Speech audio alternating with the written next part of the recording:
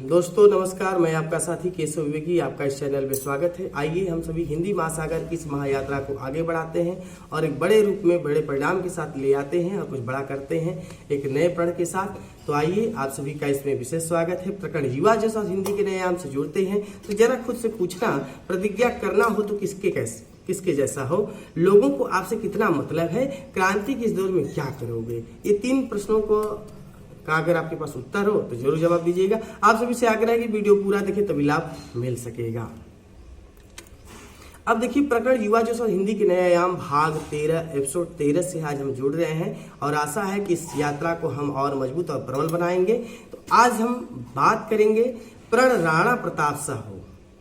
अब कैसे होगा इस पे हम आगे विचार करेंगे। दुनिया का अपना अंदाज, युवा क्रांति के लिए कदम, इन 3 विषयों पर चर्चा करेंगे और आशा है कि आप सभी को कहीं न कहीं युवा बचाओ आंदोलन में एक सफलता मिलेगी और कहीं न कहीं आप प्रण करेंगे कि जीवन में कुछ भी होगा लेकिन गला घोटने का कोई काम नहीं होगा। आइए आगे बढ़ते हैं। तो देखिए, प्रण राणा प्रताप जैसा हो। जीवन में राणा प्रताप का होना ये बहुत महत्वपूर्ण है, क्योंकि ये जो सारी कहानियां सुनाई जाती थी, जो हमारे देश में ये वीर योद्धा पैदा हुए, मुझे लग रहा है ये सिर्फ पैदा ही नहीं हुए, ये आज के लिए बहुत बड़े कह सकते हैं स्तंभ है।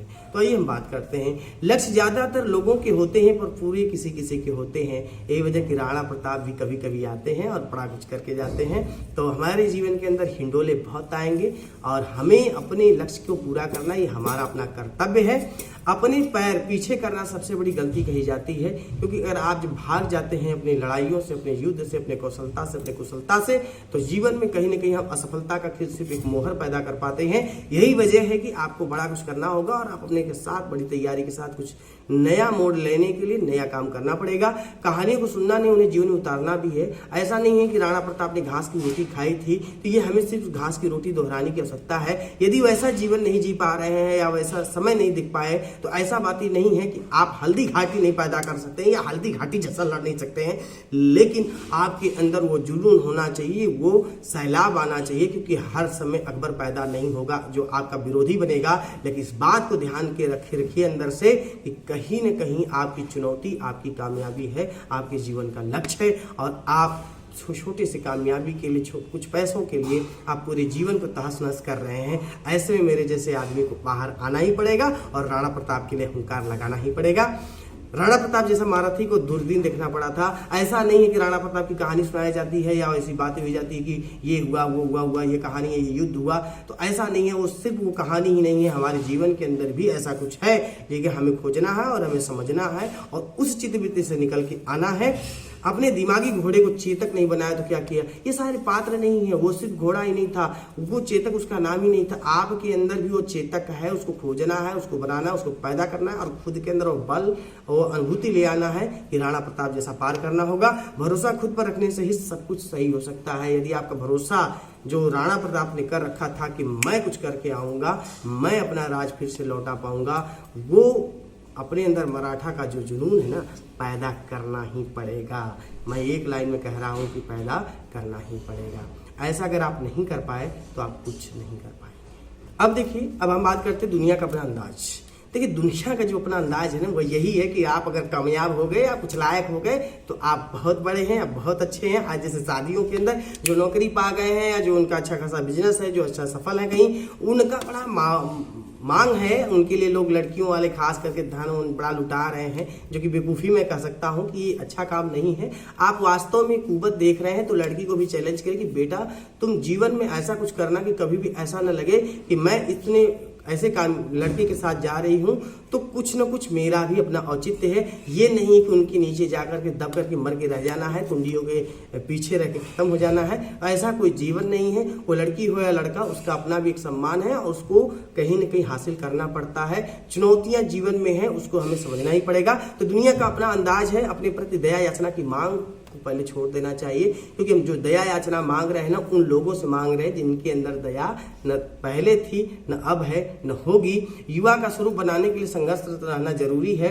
लोग आपसे नहीं, आपके काम से प्रभावित होते हैं। पीछे रह गए तो भीड़ बनोगे, पहचान नहीं होगी।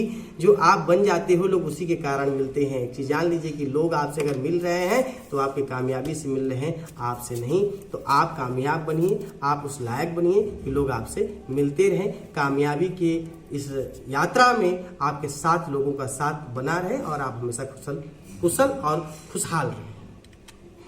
आज की अंतिम विषय बात कर लेते हैं, युवा क्रांति के लिए कदम। ये कदम बहुत महत्वपूर्ण है और कहीं ना कहीं मैं कहूँगा कि युवा क्रांति जो मैंने शुरू कर रखा है, युवा बचाओ आंदोलन, इसको बड़ा करना है तो आप सभी का साथ चाहिए। ऐसे नहीं है कि आप 10 लोग, 20 लोग, 50 लोग वीडियो देखें, इसको इतना शेयर करिए कि हर तैयारी करने वाला युवा जागृत हो और खुद को बचाने का प्रयास करे, क्योंकि वो बचा रहेगा तो देश का सबसे बड़ा स्रोतपति भी बन सकता है। लेकिन यदि वो नहीं बचा, यदि वो बीच में नर्वसनेस लेकर के या किसी अकारण नकारात्मकता को लेकर के अगर वो चला गया तो किसी काम का नहीं होगा। तो हर युवा को आज एक संकल्प लेकर के उस पर काम करना चाहिए, क्योंकि उसका संकल्प पहला तो यही होना चाहिए कि कुछ भी होगा लेकिन खुद को साफ नहीं करूंगा, खुद को मारूंगा नहीं। देश में नारे लगाने का समय खत्म हो गया, अब कुछ नया करना है। आप बस बेहतर क्या कर सकते हो, खोज पाए तो बेहतर होगा। तानाशाहों को झुकाना ही नए युग की नई क्रांति कही जाएगी, क्योंकि सबसे बड़ा तानाशाह समय है, उसको झुकाना आपका काम है। और लड़ाई में यही है कि आप लड़ते रहो और कुछ बड़ा करो और हिम्मत के साथ लड़ो। और कहीं न कहीं जितने बड़े कह सकते हैं चैलेंज आए, उन चैलेंजों को तोड़ो और जीवन को एक नई राह पे मोड़ो और लगे कि नहीं आपने कुछ किया है, कुछ हिम्मत है, कुछ वास्तव में आपको कुछ बनने की एक आरजू है, तो आप बेहतर कुछ कर सकते हैं। और जैसे कि एक सर देख सकते हैं कि मेरे वीडियो में बच्चा आके बैठा हुआ है, ये इतना डिस्टर्ब करता है, उसके बावजूद भी मैं लगातार वीडियो बनाता ही रहता हूं। तो कहीं ना कहीं चैलेंजिंग जीवन में आते रहते हैं और इस पर आपको काम करना आपका परम कर्तव्य है। लक्ष्य जो भी हो, काम करते रहिए और आगे बढ़ते रहिए। आज हमने प्रकरण युवा जोश और हिंदी के नए आयाम में बात किया।